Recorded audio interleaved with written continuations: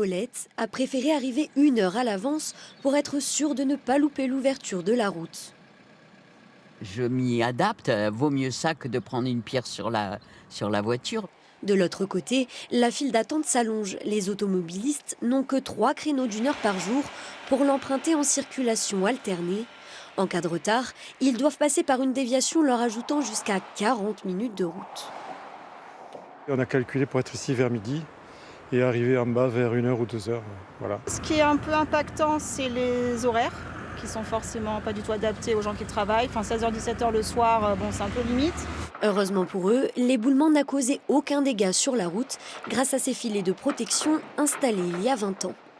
On voit ici un poteau qui est plié en deux. On voit également des dissipateurs qui se sont déchirés et qui ont permis de retenir ces blocs et de garantir qu'ils n'impactent pas la route. Pour aller plus vite avec ces travaux qui empiètent sur la route, au grand mot les grands remèdes, une nouvelle voie est en cours de construction. Cette voie étant inertée, on est en train d'en créer une qui est ici, qui est presque terminée, qu'on mettra en route parce que prochainement les usagers emprunteront cette nouvelle voie.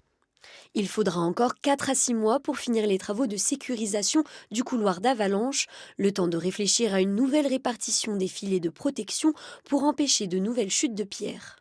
Chaque bloc fait plusieurs tonnes et chaque bloc représente un risque très important et il faut que le citoyen, l'usager de la route, comprenne que c'est pas de gaieté de cœur qu'on ferme une route, etc. et qu'on purge une falaise. C'est pas pour l'embêter, bien au contraire, on est très attaché à la vie économique et sociale des vallées. Nous-mêmes, nous venons des vallées, mais c'est pour leur sécurité.